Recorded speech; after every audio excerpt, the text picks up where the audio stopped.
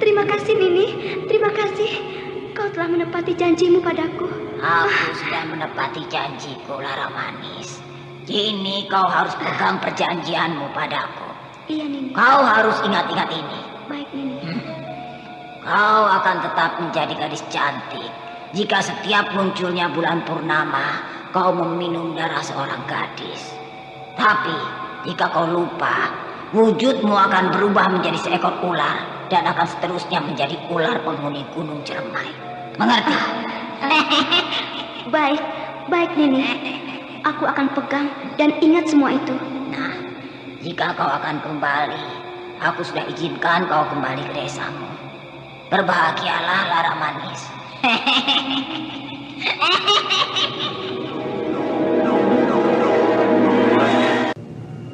Perempuan sial.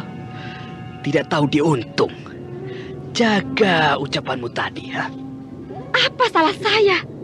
Saya tidak suka dan Pandali memperlakukan diri saya tidak senonoh. Saya bukan gadis murahan. Saya datang dari jauh hanya ingin kerja, ingin membantu orang tua saya.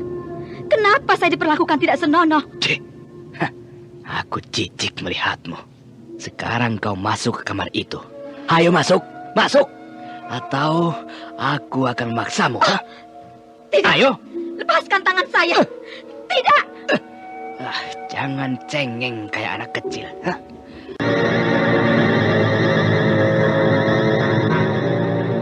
Misteri Nini Pelet. Kali ini mempersembahkan episode ke-18 dengan judul Titisan Dewi Sumbi. Naskah karya Ari Hidayat. Teknik dan montase Moko Metal. Dengan sutradara Dian Pertiwi.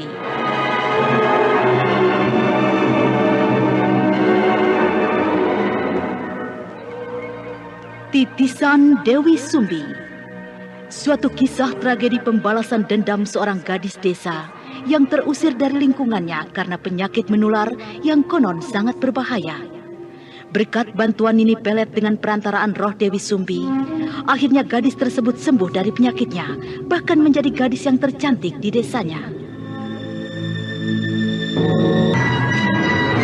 Anda sekarang masih mendengarkan Sandiwara Radio Misteri Nini Pelet di channel Memori 80. Hana Pertiwi sebagai Nilam Cahya, Indrawati sebagai Lara Manis, Herman sebagai Pandali, Beni sebagai Kisembarang, Ai sebagai Rahayu, dan Slamet sebagai Komeng. Pengantar cerita, Eli Kusuma. Selamat mendengarkan. Lara Manis berdiri di tengah ruangan pondoknya. Sepasang matanya jelalatan bagaikan mencari sesuatu. Suara langkah kaki yang didengar itu tak juga menampakkan wujudnya, seolah langkah kaki itu datang dari balik alam gaib. Lara Manis. Oh, itu suara Nini. Di mana dia? Aku hanya mendengar suara panggilannya dan suara langkah kakinya. Lara Manis. Lara Manis. Nini, kaukah itu? Di mana kau? Tampakkanlah wujudmu. Jangan mempermainkan aku, Nini. Nini, di mana kau? Ah!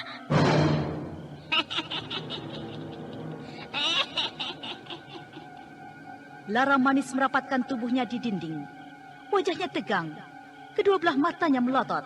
Ketika melihat di atap langit-langit ruangan pondoknya, terdapat sebuah kepala menempel di atas atap itu. Kepala tanpa tubuh itu tidak lain adalah kepala Nini Pelet. Kenapa kau takut melihatku, Lara Manis? Saya hanya takut kalau Nini marah pada saya. Apakah saya mempunyai kesalahan hingga Nini menemui saya? Nini, ada apakah gerangan sehingga Nini begitu tiba-tiba muncul menemui saya? Aku datang hanya ingin memperingatkanmu. Aku tahu bahwa kau tidak lama lagi akan melangsungkan perkawinan. Kau harus ingat siapa dirimu. Kau bukan manusia biasa lagi. Di dalam dirimu menitis roh gaib putriku yang sewaktu-waktu membutuhkan darah. Dewi Sumbi kini tengah kehausan darah. Ia ingin minum darah. Saya mengerti. Saya akan melaksanakan apa yang diinginkan Dewi Sumbi yang menitis dalam jiwa saya. Bagus. Oh, Nini sudah pergi. Kepalanya lenyap. Oh, lidahku memang sejak kemarin bergerak-gerak. Rasanya aku memang sedang haus darah. Maka demikianlah, setelah beberapa hari kemudian, tanpa diketahui siapapun, Ki Sembarang dan Lara Manis sudah hidup bersama sebagai suami istri. Mereka tinggal di sebuah rumah. Dan malam itu adalah malam pertama mereka menjalankan hidup sebagai suami istri. Kau kini sudah membuktikannya, Kakak. Aku sudah menjadi milikmu sepenuhnya. Oh, Lara Manis. Betapa bahagianya aku. Aku sangat mencintaimu, istriku. Oh, Lara Manis. Sabar, Kakak. Jangan terburu-buru begitu. Iya. Aku tidak mau melewatkan malam pertama kita ini. Ayo, istriku. Ayo. Kenapa kau diam saja? Ayo, sambutlah dekapanku. Lara Manis. Lara Manis. Ayo istriku, jangan jauh dariku. Sabar, Kakak. Tidak. Aku tidak akan melepas pelukanku. Ki Sembarang semakin erat memeluk tubuh istrinya. Laki-laki itu bagaikan kesetanan. Lara Manis tiba-tiba mulutnya bergerak-gerak bagaikan kelaparan. Kedua matanya memancar merah.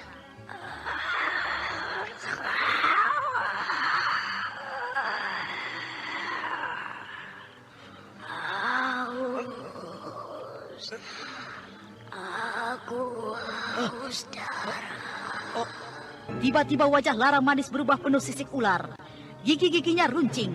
Tangan dan kedua kakinya menjadi kasar bersisik ular. Ki Sembarang yang memeluk dan menciuminya tersentak. Kenapa tanganku bersisik seperti ular? Oh, wajahmu bersisik ular. Oh, tidak. Kenapa kau takut? Tidak. Ayo, teruslah peluki aku. Tidak. Kau bukan istriku. Kau mau apa? Aku butuh darahmu. Tidak. Jangan.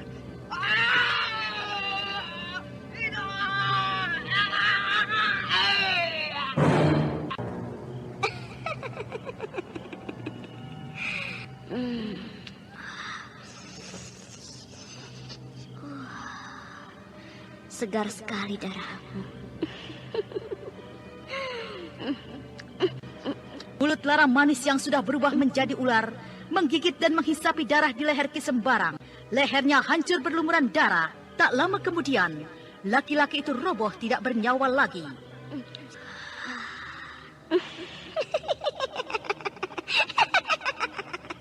Sementara malam terus merayap jauh. Cahaya bulan remang-remang bergantung di langit. Suasana begitu mencekam desa itu. Kita lihat di rumah Pandali. Saat itu Pandali tengah berada di dalam kamarnya bersama Rahayu. Kakang Pandali, kenapa kau tidak mau tidur? Kau kelihatannya seperti sedang gelisah sekali. Malam ini perasaanku tidak enak. Aku teringat pada Ki Sembarang.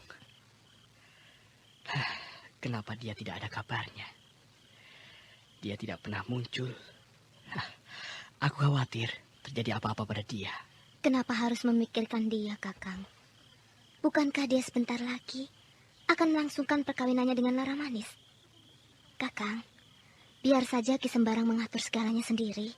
Tapi dia belum ada kabarnya. Aku tidak tahu Ki Sembarang kini berada. Sepertinya dia sedang bersembunyi. Jangan pikirkan orang lain, Kakang. Pikirkanlah kita. Bukankah kita juga tidak lama lagi akan melangsungkan perkawinan? Sudahlah. Sudah, Rahayu.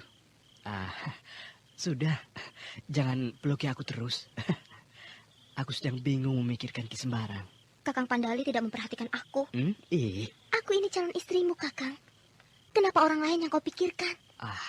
Apakah Kakang tidak mencintai aku? Ayolah, Kakang. Rahayu, sudah. Kakang. Kenapa kau peluki aku terus? Rasanya aku ingin cepat-cepat kau menjadi suamiku, Kakang. Semua orang tidak ada yang tahu tentang hubungan kita selama ini, Kakang. Oh ya, Kakang. Apakah kau bahagia jika aku jadi istrimu? Rahayu. Sementara itu di ruangan tengah rumah Pandali, nampak Komeng tengah duduk gelisah seorang diri. Kenapa ya? Ki Sembarang sudah beberapa hari ini tidak pernah muncul. Di mana dia berada saat ini? Aku khawatir juga. Tapi aku belum datang ke rumah Lara Manis. Barangkali saja dia berada di tempat Lara Manis. Sebaiknya aku ke sana saja. Aku sudah berada di induk desa. Tapi sepi sekali. Jalan gelap. Udara dingin sekali. Ada orang berdiri di tengah jalan. Siapa orang itu? Sepertinya seorang gadis. Dia memakai gaun putih. Siapa gadis itu? Coba biar aku dekati. Rasanya memang kebetulan sekali ini. Selamat malam. Bukankah kau Lara Manis? Mau apa kau berdiri di tengah jalan tengah malam begini? Aku takut pulang. Aku sedang menunggu orang lewat yang mau mengantarku pulang. Lara Manis. Gadis itu benar-benar cantik. Pantas Ki Sembarang tergila-gila padanya. Pantas dia ingin cepat-cepat kawin dengan Lara Manis. Wah, cantik sekali dia. Kenapa kau terbengung memperhatikan aku? Aku kagum dengan kecantikanmu ya. Rasanya aku tidak sanggup memperhatikan wajahmu yang begitu cantik itu. Apakah kau mau mengantarkanku pulang? Kau sungguh-sungguh ingin diantaraku? Tapi aku takut dengan Ki Sembarang. Bagaimana kalau dia tahu nanti kita jalan bersama-sama? Kenapa kau takut? Dia bukan apa-apa aku. Bukankah kalian akan melangsungkan perkawinan? Aku tidak suka dengan dia. Dia yang tergila-gila padaku. Masa? Kau cukup gagah. Aku lebih suka padamu. Oh, kau memperhatikan aku ya? Kau manis ya? Kau cantik ya? Ayolah, antar aku pulang. Mari. Lara Manis melangkah dengan gontai. Komeng merasa malam itu menemukan sebuah harta karun. Pemuda kurus itu sepanjang perjalanan merasakan senang sekali berjalan berdampingan dengan seorang gadis cantik. Kenapa kau berhenti melangkah? Ayo jalan lagi. Sebentar lagi kita akan sampai di rumahku. Tidak. Aku tahu jalan menuju rumahmu bukan jalan ini. Bukankah jalan ini akan mau menuju ke hutan? Mau apa kita ke hutan tengah malam begini? Rumahku memang ada di hutan. Ayolah. Iya. Mau apa kita di hutan ini? Aku takut di sini sangat angker. Aku memang tinggal di hutan ini. Kok tinggal di hutan ini? Kok tidak main-main? Tidak. Oh, apa yang akan kau lakukan? Kedua tangan kok memegangi kepalamu sendiri? Loh, kok seperti ingin mencopot kepalamu sendiri? Iya, aku ingin mencopot kepalaku. Komeng terkejut. Lara Manis kepalanya lepas dari tubuhnya. Kepala itu ditenteng dengan sebelah tangan. Matanya memancar merah. Tidak, kok pasti siluman.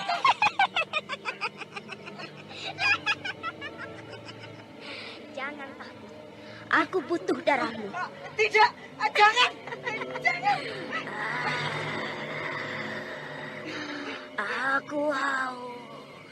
Aku haus darahmu. Tidak. Komeng menjerit. Dia berontak. Tetapi kepala itu terus menggigit dan menghisapi darahnya. Dan sekejap saja, tubuh Komeng roboh tidak bernyawa lagi.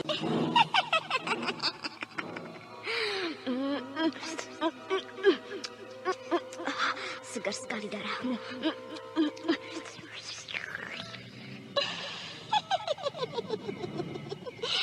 Aku puas. 2 korban sudah jatuh. Malam semakin merayap jauh. Suasana sunyi mencekam. Nampak Nilam Cahya tengah duduk di hadapan api kayu bakar. Di dekatnya Restu Singgi tengah membujur kaku bagai mayat. Anak muda itu belum sadarkan diri dari pingsannya sejak peristiwa kebakaran besar di Pondok Kidharma. Kenapa perasaanku tiba-tiba dicekam kesunyian malam? Hatiku berdebar-debar. Apakah ada sesuatu yang akan terjadi padaku? Oh, aku mendengar suara langkah kaki kuda. Tapi di mana? Aku tidak melihat apa-apa. Tapi suara kuda itu dekat sekali kedengarannya. Oh, di sekitar angkasa itu. Ya, kuda itu sepertinya datang dari angkasa. Kuda itu berkeliling di sekitar angkasa tempat ini. Tapi aku tidak melihat apa-apa. Suasananya gelap. Nilam Cahya memperhatikan ke atas angkasa. Matanya jelalatan penuh rasa heran. Dalam suasana gelap itu, dia mendengar suara derap kaki kuda berkeliling sekitar tempat itu. Kuda itu seperti datang dari angkasa. Semakin lama semakin jelas, kuda itu seperti muncul dari balik alam gaib. Kuda itu berhenti, tapi aku tidak melihat apa-apa. Semuanya hanya gelap. Nilam Cahya keheranan. Matanya terus jelalatan mencari yang akan dia lihat. Sudah 2 kali dia mengalami kejadian seperti itu. Suara kuda yang datang itu begitu mengherankan. Kuda itu seperti datang dari balik alam gaib. 2 kali aku mengalami kejadian begini. Aku penasaran sekali. Kuda itu sepertinya datang dari balik alam gaib. Dia turun melalui perjalanan angkasa kegelapan malam. Oh, itu dia. Nilam Cahya tersentak. Jauh di depannya dia melihat seekor kuda putih berkilauan. Dan di atas kuda itu duduk seorang anak muda berjubah putih. Benarkah dia yang datang? Oh, pemuda itu memang aneh. Dia turun dari kudanya. Dia datang mendekati aku. Tapi aneh. Aku perhatikan bagian kakinya. Sepertinya langkahnya tidak menapak bumi. Apa kabar saudaraku? Dia benar-benar datang lagi. Aku selalu tidak sanggup menatap wajahnya yang bercahaya itu. Dia tersenyum manis dan ramah sekali. Senyumnya penuh rasa persaudaraan. Bagaimana keadaan saudaraku Restu? Dia belum sadarkan diri, Tuan. Saya juga bingung. Saya khawatir sekali. Pengaruh ajian jaran goyang Nini Pelet masih kuat sekali. Benar. Tapi tempo hari Tuan telah menolongnya. Hingga Restu bisa sadar dan seperti orang normal. Bagaimana caranya Tuan menolongnya waktu itu? Saya sama sekali tidak tahu. Saya juga masih dibuat heran dan penasaran dengan Tuan. Tuan selalu datang dan menghilang tiba-tiba. Tuan sepertinya datang dari balik alam gaib. Sepertinya Tuan bukan manusia biasa. Saya sebenarnya malu memberitahu siapa saya ini, saudaraku. Kenapa demikian? Bukankah kita sudah berkali-kali bertemu? Iya. Sesungguhnya lah kau sudah menerka sendiri siapa aku ini sebenarnya. Aku hadir di alam ini karena ada persoalan masa silam yang harus aku selesaikan dengan kekasihku. Kekasih Tuan? Ya. Kalau boleh saya tahu, siapakah kekasih Tuan itu? Benarkah dia ada di alam ini? Sejak lama, dia membuat kerusakan di alam dunia ini. Kenapa dia tidak malu-malunya? Dia sudah tidak pantas hidup di alam ini. Siapakah dia, Tuan? Dewi Sumbi. Dewi Sumbi? Oh, kini saya percaya. Tuan pastilah Gusti Pangeran Adijaya. Tuan pasti murid Eyang Guru Ki Buyut Manguntapa. Karena yang saya tahu, di masa silam Eyang Ki Buyut Manguntapa mempunyai murid Pangeran Adijaya, putra seorang sultan, yang mempunyai kekasih bernama Dewi Sumbi, yang sudah menjelma menjadi makhluk siluman ular. Kau sudah menduganya sendiri. Aku hanyalah roh gaib yang mendapat perintah Eyang Guru Ki Buyut Manguntapa untuk membantu kalian. Karena keadaan saudaraku Restu sangat mengkhawatirkan sekali. Oh, salam sejahtera Gusti Pangeran Adijaya. Sungguh, kami tidak tahu sebelumnya kalau yang sering datang menemui saya adalah Gusti Pangeran Adijaya. beginilah keadaan kami. Iya. Aku sudah tahu kesusahan kalian menghadapi Nini Pelet. Dan untuk itulah aku datang ingin membantu kalian. Saya ingin tahu bagaimana Gusti Pangeran Adijaya menolong Restu. Tolonglah dia. Sadarkan dia seperti Gusti Pangeran menolongnya tempo hari. Ketahuilah saudaraku, aku hanya bisa menolong dengan caraku sebisanya. Aku bisa menyadarkan saudaraku Restu dengan cara roh gaibku masuk ke dalam tubuh saudaraku Restu. Tapi jika aku keluar dari dalam tubuhnya, maka saudaraku Restu akan kembali tidak sadarkan diri. Tapi jika dia sadar, dia tidak akan normal karena pengaruh ajian jaran goyang Nini Pelet. Jadi, kekuatan pengaruh ajian jaran goyang itu bisa lenyap jika Gusti Pangeran masuk ke dalam tubuh Restu. Itulah satu-satunya cara untuk bisa menolongnya, saudaraku. Nah, kini aku akan masuk ke dalam tubuh saudaraku Restu. Tapi ingat, jangan sekali-kali kau bicara pada saudaraku Restu kalau sebenarnya di dalam jiwanya roh gaibku bersemayam. Saya akan pegang peringatan itu. Terima kasih Gusti Pangeran Adijaya. Tiba-tiba, tubuh Pangeran Adijaya melesat bagai bayangan dan selanjutnya masuk menyatu dengan tubuh Restu Singgi. Gusti Pangeran Adijaya, tubuhnya masuk menyatu dengan tubuh Restu. Dia sudah lenyap. Di mana aku ini? Restu, kau sudah sadar? Nilam, di mana kita sekarang? Kita masih berada di Anda sekarang masih mendengarkan sandiwara radio Misteri Nini Pelet di channel Memori 80. Karena kebakaran besar. Mereka selamat, Restu. Kini Ki Dharma pergi mengantar ketiga gadis itu ke desanya. Kau juga tidak apa-apa, Nilam? Tidak, aku baik-baik saja. Kenapa kau pandangi aku terus, Nilam? Sikapmu aneh sekali memandangi aku. Tidak apa-apa, Restu. Tapi kau memperhatikan aku seperti kau melihat sesuatu. Restu tidak tahu kalau sebenarnya di dalam jiwanya sudah menyatu roh gaib Pangeran Adijaya. Restu, kenapa kau menarik tanganku? Cepat sembunyi ke balik pohon itu. Ayo. Restu Singgih menarik tangan Nilam Cahya. Dia mengajak sembunyi ke balik pohon. Nilam Cahya tidak mengerti apa maksud Restu Singgih bersembunyi. Mau apa kita sembunyi di balik pohon ini? Ada orang datang. Aku dengar suara langkah kakinya. Kau lihat, ada orang muncul dari balik rimbunan pohon. Siapa orang itu? Sepertinya seorang gadis. Dia memakai gaun putih, rambutnya panjang. Siapa gadis itu? Dan mau apa dia malam-malam begini berada di tempat ini? Perhatikan, gadis bergaun putih itu semakin mendekati tempat ini. Apakah dia tahu kalau kita sembunyi di balik pohon ini? Kukira dia tidak melihat. Nilam, gadis itu sepertinya tahu kita sembunyi. Lihatlah, kenapa dia berdiri saja di tempat itu. Rasanya aku kenal gadis itu, Restu. Dia mirip Lara Manis. Lara Manis? Iya, tapi aneh. Kenapa wajahnya cantik sekali? Bukankah Lara Manis penuh penyakit borok? Tapi, rupanya benar berita yang sudah tersebar tempo hari. Dengan munculnya Lara Manis yang sudah berubah menjadi gadis cantik. Kalau benar gadis itu Lara Manis, kau pernah mengatakan kalau kau mempunyai kecurigaan yang tidak wajar pada perubahan gadis itu.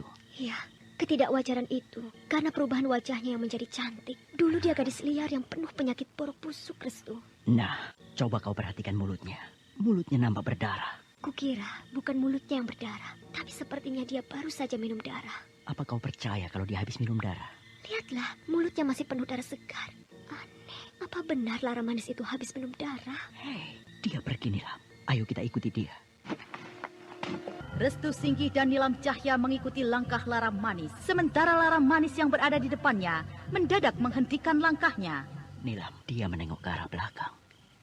Sepertinya dia tahu kalau dirinya diikuti. Nampaknya begitu. Dia melangkah lagi.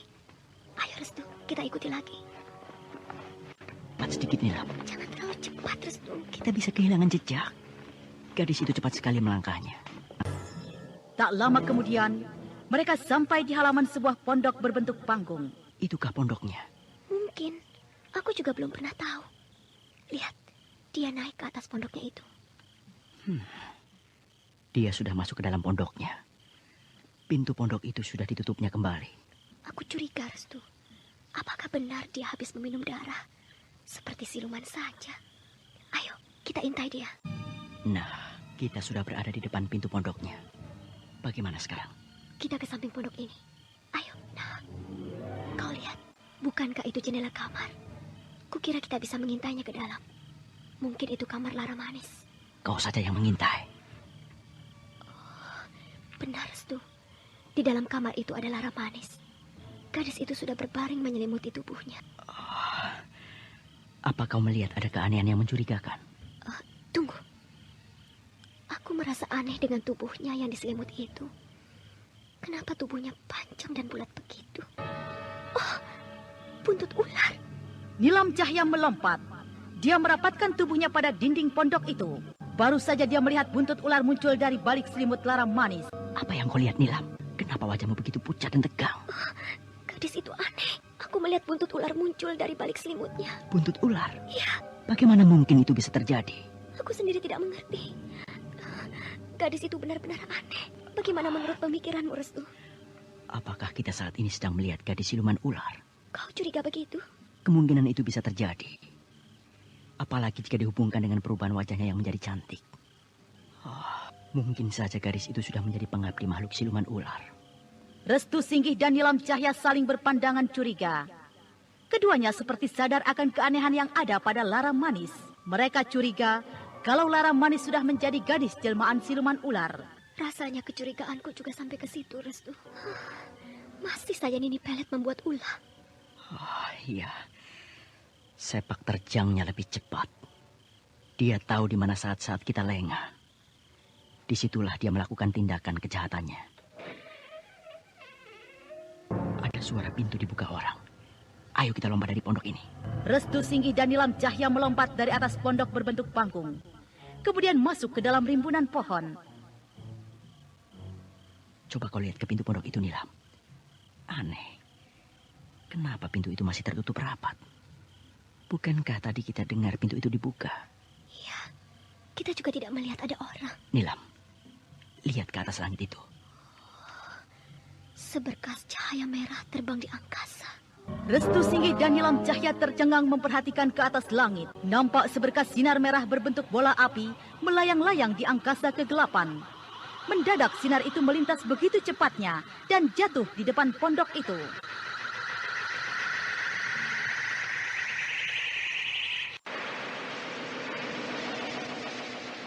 Restu, sinar merah itu jatuh di depan pintu pondok itu. Lihatlah, sinar merah itu berubah menjadi gumpalan asap. Apa yang telah terjadi di sana? Sinar apa tadi? Kenapa berubah menjadi gumpalan asap?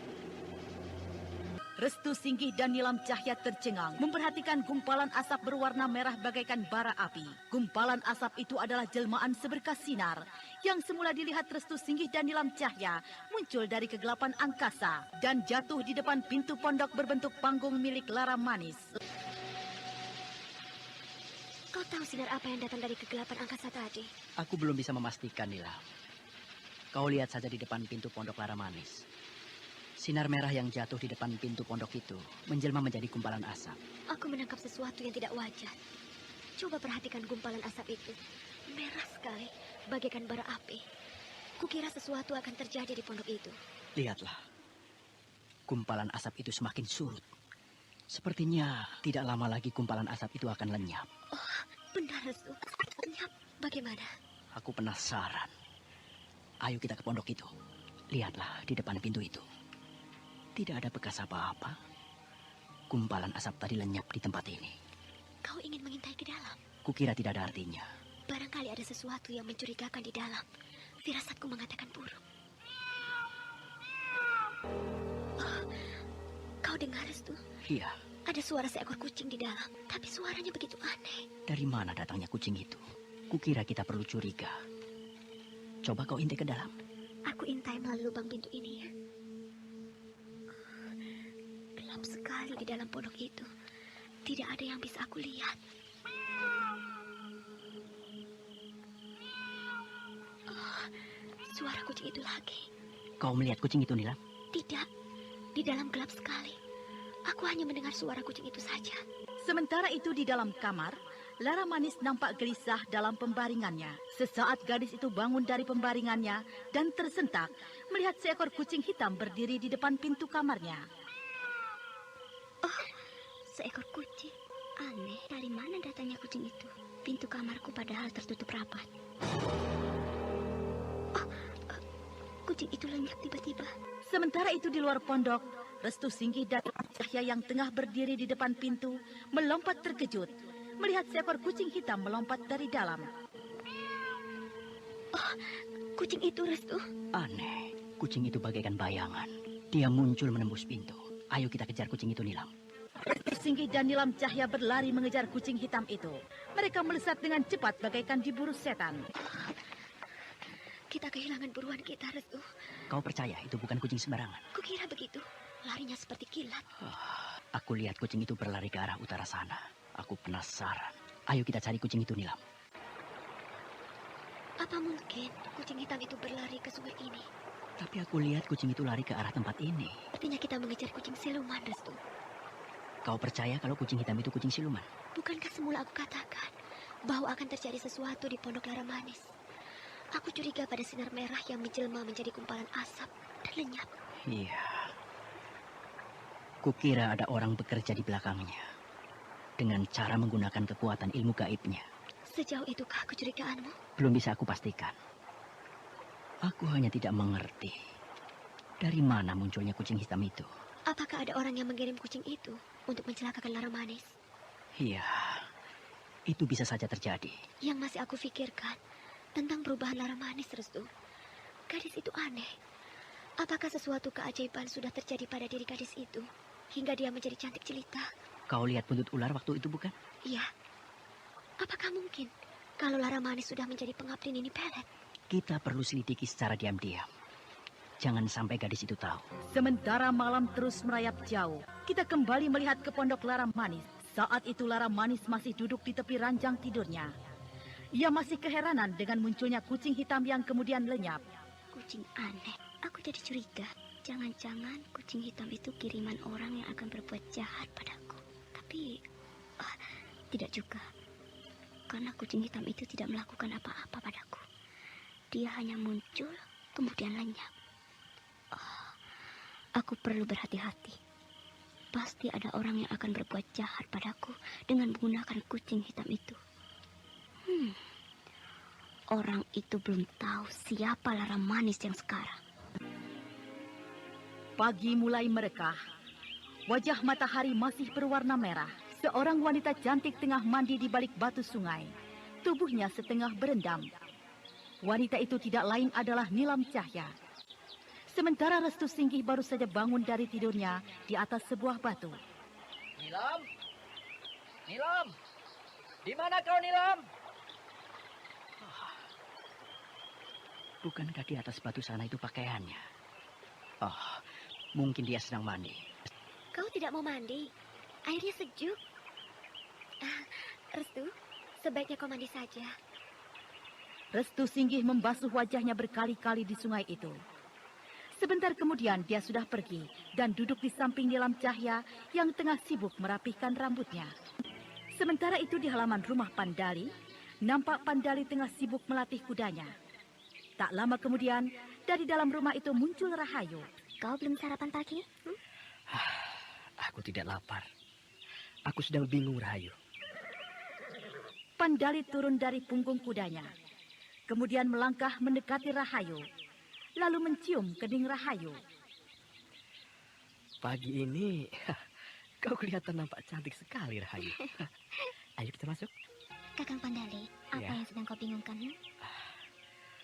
Tentang Ki Sembarang dan Komeng. Kenapa mereka tidak pernah muncul? Mereka tidak ada kabarnya. Aku khawatir terjadi apa-apa pada mereka. Kakang sudah mencarinya? Belum. Yang aku herankan, kabar perkawinan Ki Sembarang dan Lara Manis sepertinya mati begitu saja. Oh ya, Kakang. Bagaimana kalau kita cari mereka sekarang? Kukira itu lebih baik. Ayo.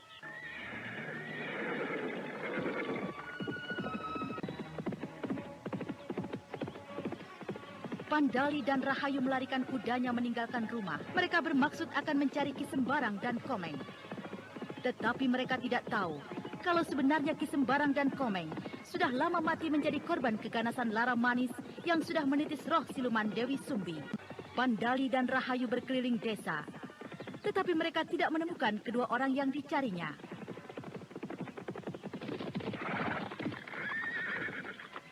Aku tidak mengerti kalau mereka sampai tidak ada di desa ini. Tapi kenyataannya begitu, Kakang. Ya, entah di mana mereka berada. Aku ingat. Kita belum mendatangi pondok Laramanis. Ya, bukankah kita tahu kalau Ki Sembarang akan melangsungkan perkawinannya dengan Laramanis? Barangkali mereka ada di sana. Aku kira begitu. Ayo, kita datangi pondok gadis itu.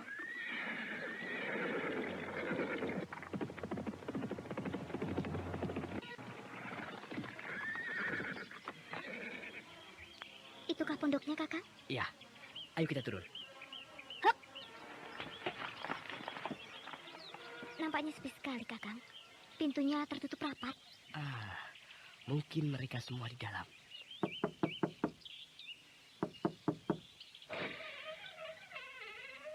Selamat sore. Pandali dan Rahayu tercengang. Seorang gadis cantik bergaun putih muncul di muka pintu. Gadis itu tersenyum manis. Pandali begitu kagum. Anak muda itu menatap wajah gadis itu penuh rasa simpati. Benarkah kau ini Laramanis? Memangnya kenapa? Nampaknya Den Pandali begitu heran melihat saya. Ternyata apa yang dikabarkan banyak benar. Kalau Laramanis sudah berubah menjadi gadis cantik. Wah, dia benar-benar cantik. Pandangannya membuatku simpatik. Apalagi senyumnya yang manis. Kakang Pandali. Loh, kenapa jadi bengong begitu? Kakang Pandali? Iya. Hei, kau kenapa seperti patung terkena sihir begitu, Kakang? Iya, ada apa, Rahayu? Benarkah kau Laramanis? Kau memang cantik. Tapi aku belum percaya kalau kau Laramanis. Yang aku tahu, Laramanis itu berwajah buruk, penuh penyakit borok dan busuk. Itu dulu. Tapi kalian lihat sekarang. Aku ini memang Laramanis. Kami datang bukan untuk melihat kecantikanmu. Kau jangan pamer begitu. Kami datang ingin mencari Ki Sembarang dan Komeng. Mereka tidak ada. Silakan masuk dulu, Den Pandali. Tidak perlu. Ayo, Kakang. Iya. Mari Laramanis.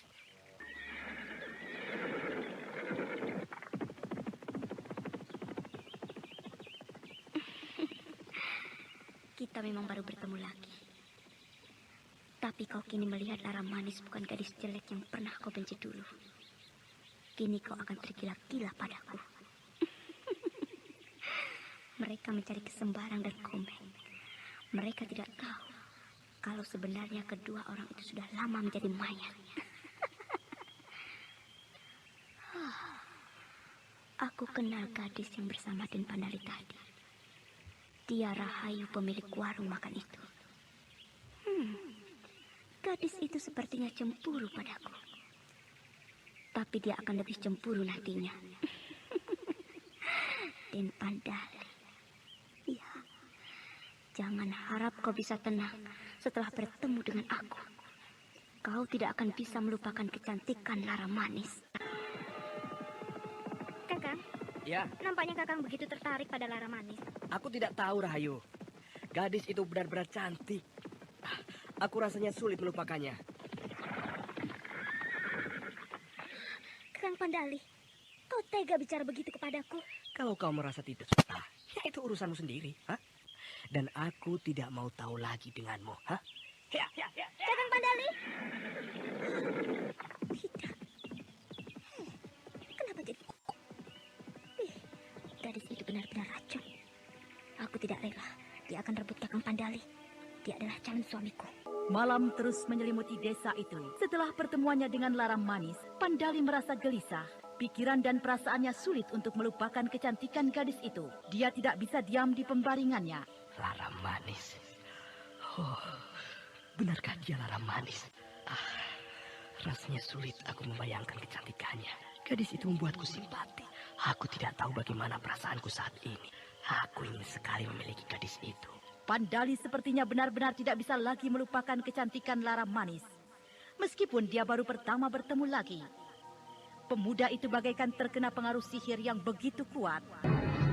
Bagaimanakah kisah selanjutnya? Nah, pendengar yang budiman, ikutilah kelanjutan sandiwara radio Misteri Nini Pelet di radio kesayangan Anda ini. Sampai jumpa.